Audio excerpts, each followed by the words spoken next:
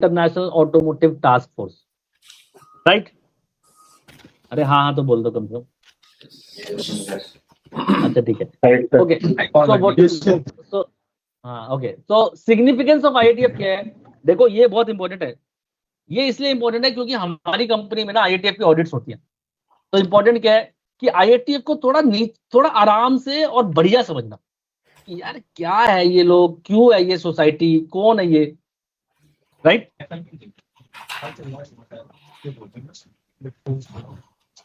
Hello, yes sir, ठीक है।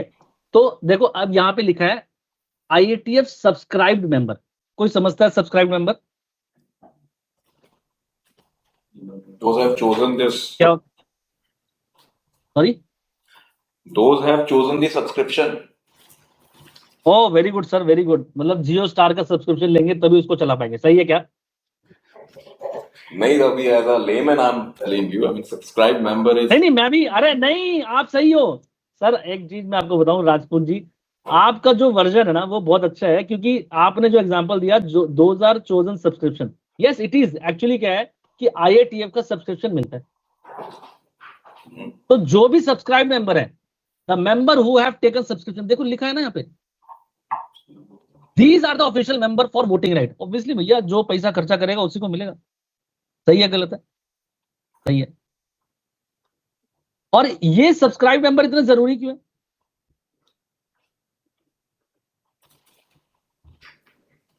इसलिए जरूरी है क्योंकि मान लो कि अगर मैं इन आईएटीएफ का सब्सक्राइब मेंबर बन जाऊं तो क्या है कि मेरी जो कंपनी की जो पॉलिसीज हैं उनको जो मैं चाहता हूं कि ये होना चाहिए उस पर तवज्जो की जाएगी। बेशक वोटिंग होगी बट तवज्जो की जाएगी। और हो सकता है कि मुझे एंटायर वर्ल्ड में मेरे को रिकॉग्निशन मिले। Yes, right? क्योंकि देखो नीचे लिखा है ना, why to focus on subscribe member. Subscribe member nominate IATF auditor and rule them. भैया ये रूल कर देते हैं और उस पर अपने हिसाब से चलाते हैं। तो यहाँ पे जो मोटे मोटे देखो जो दिग्गज है किसके, हमारे ऑब्वियसली जो बड़ी बड़ी कंपनीज है, we can say the OEMs, वो है subscribe member. Ford, General Motors, Daimler, Chrysler, Volkswagen, Fiat, Renault, BMW. इसमें एक चेंज मेरे को करना पड़ेगा बस। एफसीए नहीं है सर, हैं? इसमें एफसीए नहीं है। एफसीए बेटा फोर्ड, ये तो ना एफ सी और ए। एफसीए सी डियर, एफसीए नहीं ओ नो मैं आपको वही तो बता रहा हूँ। जो एफसीए है ना, जो आप कह रहे हो कि जो स्टैलेंटिस, जब क्रिजलर और फिएट दोनों आपस में मिल गए, उसको स्टैलेंटिस कहते हैं। जो सिट्रॉन गाड़ी बनाती है, देखिए कभी देखी होगी, सिट्रॉन गाड़ी बनाती है। तो पहले ये क्रिजलर अलग ही था, फिएट अलग ही था, ये बाद में ये दोनों मर्ज हो गए और इसको एफसीए कह दिया गया, और जिसको स्टैलेंटिस कहते हैं। तो हम अगर आपसे कोई पूछे कि क्या Stellantis are the IATF subscribe member, yes. अच्छा मैंने एक ना यहाँ पे नाम छुपा रखा है, ये यहाँ पे ये जानबूझ के, कोई मुझे बताएगा एक्सेप्ट रॉबिन, क्योंकि उसको तो मैंने बताया हुआ है। ये 10वां नाम कौन सा है? सॉरी, ओहो, आहा क्या बात है Nandini, very good. So let me tell you very proudly, Land Rover को टाटा ने ऑक्युपाई कर लिया and we people are the subscribe member for IATF. It's a big achievement my dear, it's a big achievement. Tata का सपना था, वो land rover ने उसको ऑक्युपाई कर लिया and Land Rover was earlier the subscribe member. So उसकी जितनी भी ओनरशिप थी वो सारी टाटा के पास आ गई, and now officially the Tata is the subscribe member of IATF. Sorry, So it means Maruti is nowhere. No Maruti entirely, Maruti कहीं नहीं है इसमें। मारुति नहीं है, नहीं है। मारुति का नाम बड़ा है। See Maruti is having a different culture of my, वो क्या अलग सुजुकी स्टैंडर्ड्स को फॉलो करते हैं। वो आईएटीएफ नहीं लेते, वो आईएसओ लेते हैं। अगर आप मारुति की उसमें जाओगे ना तो वो आईएटीएफ नहीं लेते, वो आईएसओ लेते हैं। Okay. राइट। तो इसमें फिर जापानीज कंपनी नहीं है? इसमें कोई जापानीज कंपनी नहीं है सर। इसमें क्या है, आपको देखो क्या है कि इस बेल्ट में नॉर्थ अमेरिका मिल जाएगी आपको, नॉर्थ अमेरिका, ठीक है। आपको वीडीए वाले जर्मन्स मिल जाएंगे आपको, ठीक है। ज्यादातर इसमें देखो जर्मन्स हैं और ये फ्रांस के लोग हैं, पीयूजेट फ्रांस वाले लोग हैं, तो इसमें जापानीज नहीं है।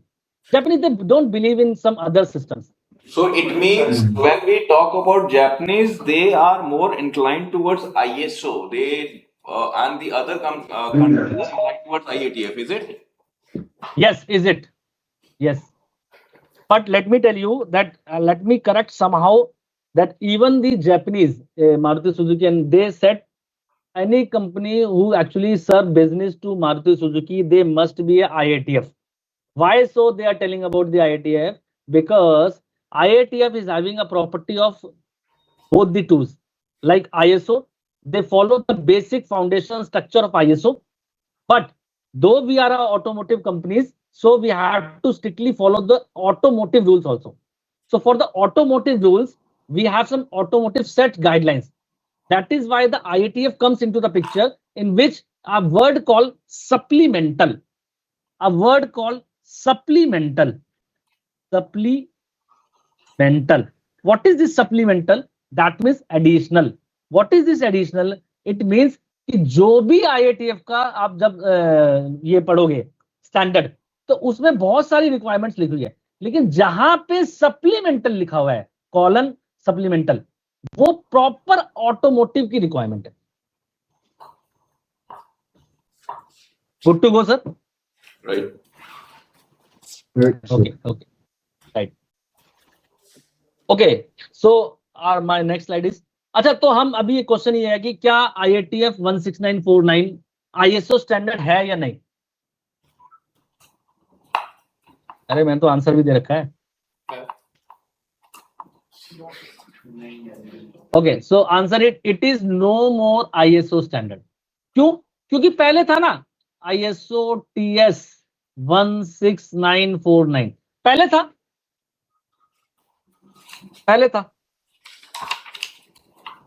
राइट। 1999 में origin हुआ इसका। हाँ 1999 में सर, 1999 में।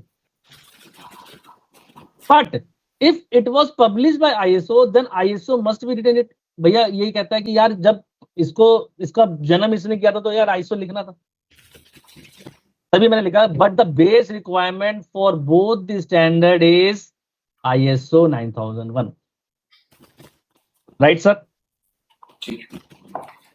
Right, fair enough. Okay, shall I? अभी तक किसी को कोई डाउट है क्या? कोई डाउट भैया? सो फार नो डाउट। ओके, देखो मैंने आपको पहले भी यहाँ पे बताया था कि अगर जैसे ISO TS में मैंने आपको बताया था कि ISO की जब हम बात करेंगे और TS की जब साथ में बात करेंगे, तो जो भी लिखा होगा किसमें, ट्राइंगल में, ये रहा ISO 9001 requirement were written in the rectangular block. Oh, sorry, triangle करो, rectangular block. And open requirements were supplemental requirements of the TS and both need to be followed. जैसे कि ये सब। और लेटेस्ट एडिशन में क्या है, हमने उनको ब्लॉक में दे दिया। ISO requirements are not written in anymore. Standard is required the purchase and the implement. Right?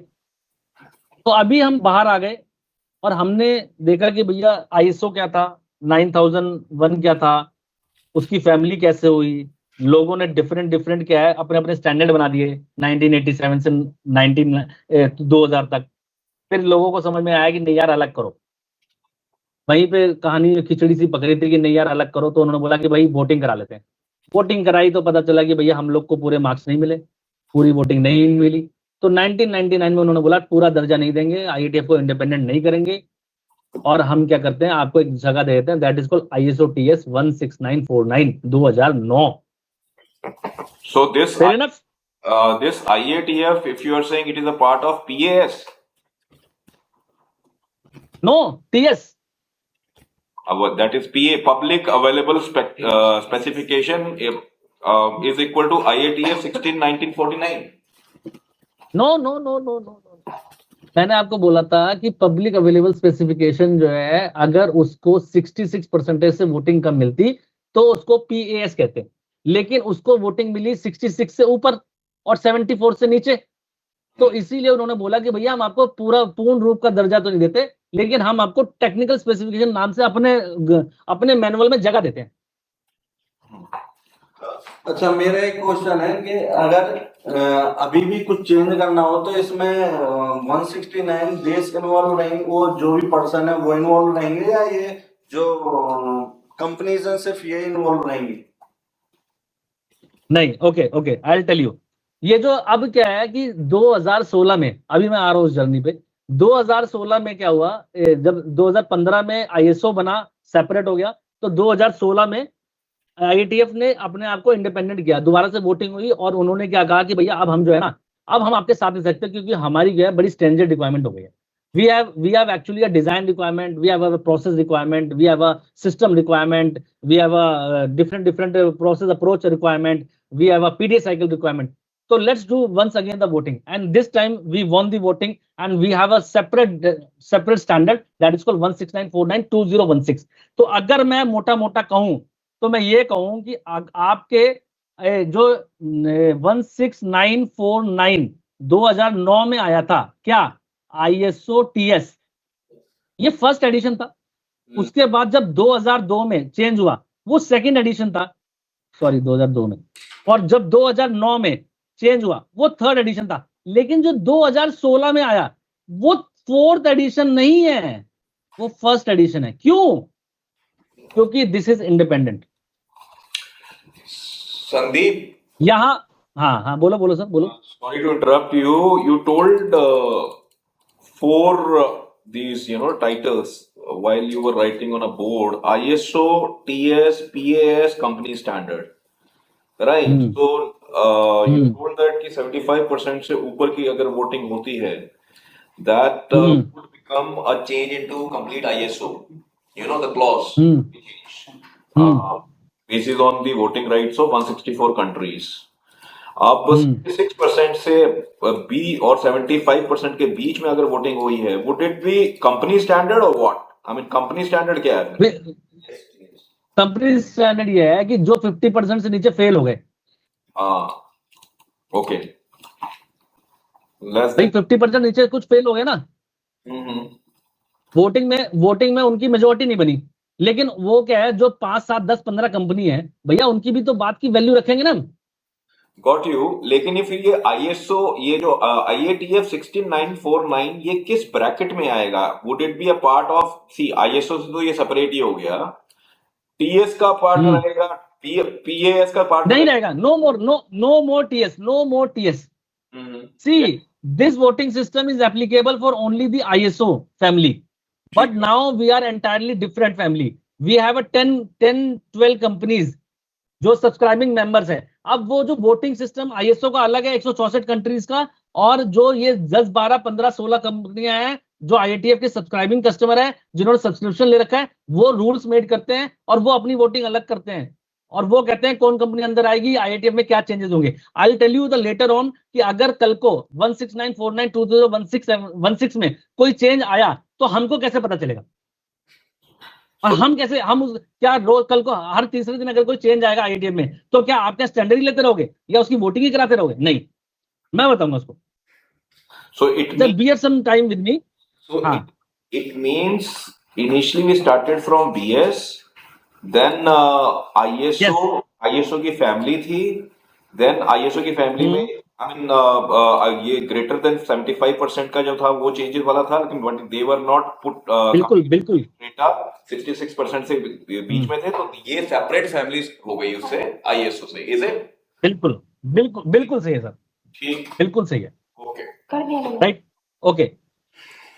Now actually I have a very important question for the point of view of like audit जो हमारे यहाँ पे है। Just hold on, मुझे ये समझना है कि क्या लोगों को यहाँ पे जो बैठे हैं, क्योंकि I am here to somehow learning factor and all, क्या लोगों को ये पता है कि what is this standard and what is this manual? What is this document? Except Rajesh sir. And what is this record? Let me start with the, देखो किसी को अगर नहीं पता, no problem, no harsh feeling. But मेरा मानना ये है, क्योंकि मैंने ये फेस किए हैं एलोफिक में लोगों के साथ. We have a very crystal clear things about what, about standard, about manual, about document, about record. तो किसकी अंडरस्टैंडिंग है कि ये क्या है? Come on, anyone from Nalagarh and all, whoever, कोई भी. Excluding me, na? हाँ, excluding obviously sir, you are the head of HR, तो you know very well what is standard, what is manual, what is document and what is record. Please let's have some interaction यार. अगर मैं ही बोलूंगा तो फिर मैं तो जानता ही हूँ ना. Document change but record can not change. अरे दादा पहले स्टैंडर्ड पे आओ, ये अंग्रेजी तो मैं अभी बाद में ले लूंगा. स्टैंडर्ड स्टैंडर्ड सर एक ग्लोबली रहेगा, जिसमें ये जैसे हमारी कंपनी ने स्टैंडर्ड ले रखा है, उसमें हम अपने एंड से कुछ चेंजेस नहीं कर सकते. और मैनुअल में हम हमारी जो प्रोसेस अप्रोच में जितने डिपार्टमेंट्स हैं, कौन कौन से प्रोसेस हमने अडोप्ट कर रखे हैं अपना गोल को अचीव करने के लिए, उनको अलाइन करते हैं विद स्टैंडर्ड के रोल. वहाँ पे कौन कौन से हमने प्रोसेस लिए हैं और कैसे कैसे उनका कंट्रोल होना है. और देन हमारे प्रोसीजर होते हैं. प्रोसीजर्स में हम रोल, रिस्पॉन्सिबिलिटी एंड अथॉरिटी उसको डिफाइन करते हैं कि ये हमारे प्रोसेस रहेंगे, इसको ऐसे ऐसे हमने ड्राइव करना है, और इसका ये रोल रहेगा, इसके लिए रिस्पॉन्सिबल ये रहेगा, और ऑथराइजेशन इसके पास होगी. और नीचे उसके होता है कि जितनी भी एक्टिविटी हमारी ये होती है to achieve our quality standards या एनी अदर एक्टिविटीज, तो उनको रिकॉर्ड कहाँ करना है और कितने टाइम के लिए करना है, किस रिकॉर्ड को. वहाँ रिटेंशन पीरियड भी सेम होता है उसमें. और उसमें एक चीज अभी और भी ऐड मैंने देखी थी कि अभी CSR, कस्टमर स्पेसिफिक रिक्वायरमेंट भी वहाँ ऐड हो गई है कि किस रिकॉर्ड के लिए कितना रिटेंशन उसका होना चाहिए, वो भी डिफाइन हो गया है हमारे प्रोसीजर्स में. तो वो हमारा but that is specific, customer specific requirement wala, that is specific to customer, right? yes sir, yes. Okay, let me हमारे डिफाइंड है, वो हमारे defined. very good understanding Amrinder, very good understanding. But for the कर सकते standard में reason होती रहेंगी. तो हमें तो जैसे हमारे ऑडिट्स हैं या रिसर्टिफिकेशन होती है, तो ड्यूरिंग हम उसको एड ऑन करते रहते हैं कि कौन कौन से स्टैंडर्ड है. चलो fair. अभी थोड़ा सा मैं बताता हूँ, क्योंकि क्या है कि बाकी लोग जो हैं उनको भी थोड़ा सा समझ में आना चाहिए, राइट? ओके, सो देखो, स्टैंडर्ड एक मैंडेटरी रिक्वायरमेंट है. पहले तो इस चीज को समझो, ये जो है ना, ये एक मैंडेटरी रिक्वायरमेंट है. मतलब क्या है सर? मतलब ये है कि ये एक रूल है. जैसे let me give you an example. Government ने बोला कि भैया आपको सीट बेल्ट लगानी है, राइट? तो ये एक मैंडेटरी रूल है कि नहीं है? बट वो क्या करता है, गवर्नमेंट कहता है कि यार मैं ना आपको फ्रीडम देता हूं, आपके ऊपर कि कैसे लगानी है. ठीक है, अब भाई ये थोड़ी बोलेगा कि स्टैंडर्ड में ये थोड़ी कहेगा कि पहले लेफ्ट हैंड से लगाओ या राइट हैंड से लगाओ या कितने सेकंड में लगाओ. सीट बेल्ट लगानी चाहिए, सही है? तो ऑर्गेनाइजेशन शेल, हमारे यहाँ पे क्या है, organisation shall identify the risk. Standard हमारे यहाँ पे जहां पे कहता है ना, organisation shall identify the risk, तो वो बताता है कि यार ये मैंडेटरी रिक्वायरमेंट है, लेकिन उसको फ्रीडम देता है. उस फ्रीडम को बांधने के लिए manual come into the picture. उस फ्रीडम को बांधने के लिए manual come into the picture की यार मैंने ये तो बता दिया what to do, but how to do ये मैनुअल बताता है. It gives the guidance and all, but how to do तो ठीक है, but what is the approach, what approach, ये डॉक्यूमेंट बताता है. और इस डॉक्यूमेंट को जब हम फुलफिल करते हैं एज ए एविडेंस, उसको रिकॉर्ड करते हैं. I hope this is the a very crystal clear things. क्या है कि मैंने देखा है कि जो IATF के ऑडिटर्स हैं वो आपसे पूछते हैं, हमारे लोगों से ही पूछा है कई बार कि यार ये बताओ ये स्टैंडर्ड और मैनुअल में समझ में आता है आप लोग को? They are no pretty somehow, but they don't know the exact difference between the standard, manual, document and record. हाँ, अमृतम ने एक बात बिल्कुल सही बोली, उसमें मैं एक ऐड कर देता हूँ कि document is always a live document and record is dead. You cannot change record. एक बार जो भर दिया उसमें अगर आपने ओवर पेन भी कर दिया ना, ओवर राइटिंग भी कर दी, हम क्यों आपको कहते हैं कि जब आप जॉब सेट लेकर आओ या ट्रेडिंग रिकॉर्ड लेकर आओ तो उसमें अगर किसी का नाम लिखा है और कुछ डेट लिखी है एंड यू जस्ट से कि यार 11/06/25 को मैंने 12 कर दिया, this is crime my dear, this is crime. You cannot change the record, this is the evidence. But हाँ, document is the live, you can change the things and manual guidance. This is rules, regulations. Fair enough? Okay, let me take to the another slides. Again, ये सब मैं आपको बता चुका हूं that we have a currently active member of ISO is 164 plus. A member are more than 164 but active members. Afterward, हाँ, जो एक Rajesh sir, this is only for your information that who actually is from India towards this ISO organisation. So we have BIS, bureau of Indian standard sir, BIS, right? BIS. So you asked me in a starting manner that who actually are the representative of India from these particular standards and all. So from the India side, the BIS represents India, sir. Right, sir? okay. Right. Again, मैंने आपसे पूछा था what are the voting percentage and all, कि किसी को आप standard कह देते हो, किसी को आप TS कह देते हो, किसी को आप PAS कहते हो और किसी को आप कुछ भी नहीं कहते हो company standard. So this is the voting percentage criteria. वहां पे शायद आई थॉट कि मैंने सही से ज्यादा ना लिखा, but this is the voting percentage criteria. This is like अगर greater than 70%, this is a full fledge standard like 9001, 14001, 45,001, 50,001, 27,001, 22,001, food, safety and all. But if we are not qualifying with the voting percentage, then definitely it is not full-fledged. It is technical specification. So when we are talking about the technical specification, we have also 16949 at that time, when in 1999. Fair enough? Okay. Then afterward, if a percentage is qualifying between the 50 to 66, this is called PAS. PAS is nothing, public available specification, right? Oh, so we have one example, sir. This is for you and for the entire people. आप लोगों को देखो कितनी, जब ISO ने बोला कि voting करो तो OSAS को वोटिंग नहीं मिली. क्या OSAS समझता है कोई है? राजेश सर समझते होंगे, HR वाले समझते होंगे, बाकी लोग भी समझते होंगे. Occupational health and safety assessment. हाँ, पूरा बोलना. Health and safety assessment series, sir. Very good. तो क्या है, this is occupational health safety assessment series. ये क्या है कि बहुत समय तक इसको वोटिंग में क्या परसेंटेज ही नहीं मिला, लेकिन लोग इसको फॉलो करते थे because they are having a very good requirements. क्या कहाँ करते थे, ये कहते थे कि भाई ऑक्यूपेशनल हेल्थ में जो आज की डेट में, कोई मुझे बताएगा इसका नाम आज की डेट में क्या हो गया है?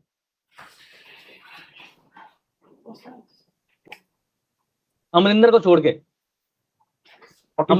के, I know Amarinder will know the things.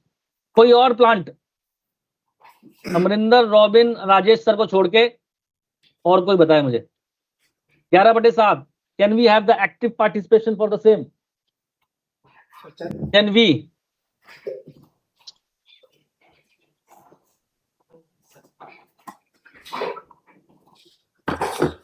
अरे भैया कोई तो बता दो. हैं? प्लीज थोड़ा जल्दी यार, मैं समय कम है भैया. ISO 45,001. Very good, sir. That is no, that is not OSAS, sir. 45,001 2018. देखो क्या हुआ, जब इसको वोटिंग हुई, इसको मिला नहीं. बहुत साल तक हमने 18,001 बनाया, बहुत साल तक 18,001 से काम चलाया. बाद में इसको वोटिंग मिली और it comes to directly ISO full fledge standard. So this is OHSMS, Occupational Health and Safety Management System. Is it? Yes. Yes, is it? इसका कोड भी बन गया है। दुर्गेश ने ज्वाइन नहीं कोड केड़ा कोड सर? केड़ा कोड सर? इसका कोड भी बन गया, legal code, occupational health and safety code. अच्छा कोड समझा नहीं, थोड़ा कोड बताओ ना, क्या code? So far we are talking about the standards, occupational health and safety management standard. ये standard है for the legal point of view. So far India is concerned, as the codes have been, the lots of revisions have been made into the laws. तो occupational health and safety का code बन गया है, basis on very good, very good, occupational health safety management Okay. system.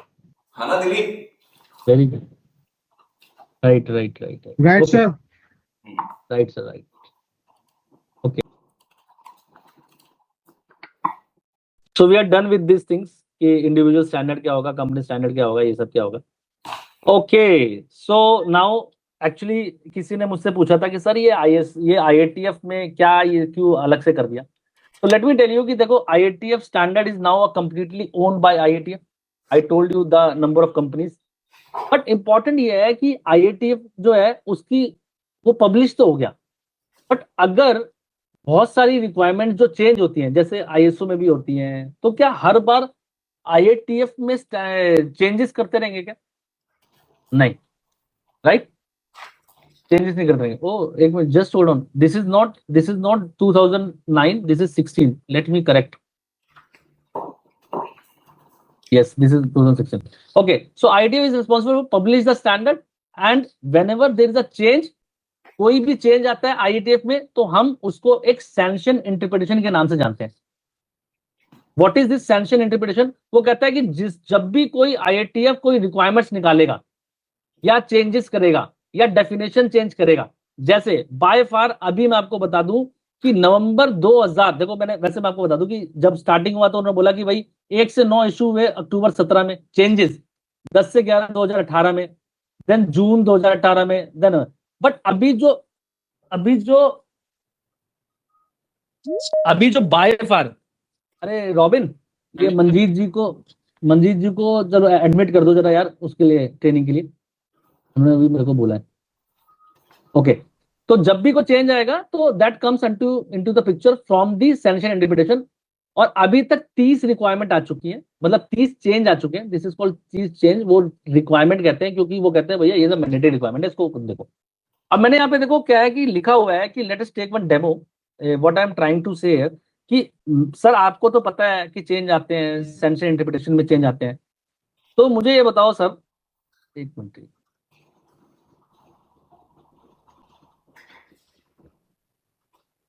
Okay, तो मैं आपको एक demo करके दिखा रहा हूं कि जब भी कोई चेंज आता है तो कैसे पता चलता है। ये एक साइट दिख रही है सभी को, मेरी स्क्रीन विजिबल है? Yes sir. Connect with me, okay. So एक साइट है that is called IATFglobaloversight.org, okay okay, तो जस्ट होल्ड ऑन, मैं यहाँ पे जा रहा हूँ एंड ओके, मैं यहाँ पे लिख रहा हूँ IATF,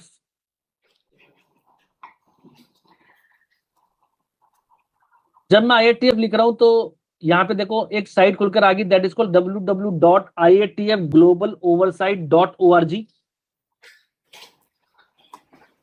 दिख रहा है सबको? Yes, sir. ठीक है, ओके, मैं इसको जब ओपन कर रहा हूं तो आप देखो यहाँ पे जो हेडर्स में स्टैटिस्टिक्स के बगल में एक IATF 16949 की सारी information about and all. If you see there is one second row that is called SI, this is nothing, this is sanction interpretation, right? तो जो भी जिसी कंपनी का MR होता है या जिसको क्वालिटी मैनेजमेंट सिस्टम की रिस्पॉन्सिबिलिटी दी जाती है या जो भी सिस्टम से जुड़े हुए लोग हैं, वो इस साइट को कीप ऑन चेक करते रहते हैं। वैसे मैं आपको बता दूं कि इसमें सब्सक्राइब करने के लिए भी होता है, आप इसमें अपनी ईमेल आईडी डाल दो, वो आपको डायरेक्ट लिंक दे देगा, लेकिन जाहिर सी बात है जीमेल भी तो खोल के चेक ही करोगे।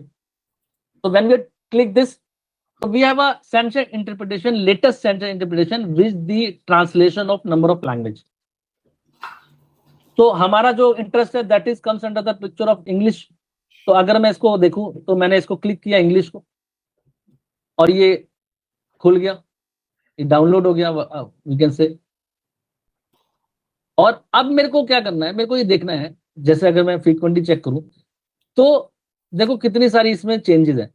ये मैं ऊपर से दिखाता हूं, ये रहा IATF international automatic sanction interpretation, right. 2017 से यही मैंने बताया था। वो कहता है कि जो भी रिवाइज टेक्स्ट होगा ना वो ब्लू पे लिखा रहेगा, यानी कि whatever the changes comes in this sanction interpretation और any kind of update that comes into a blue highlights, right. अब मैं देखता हूं कि जाहिर सी बात है, मेरे को अगर कोई भी IATF की ऑडिट है तो उससे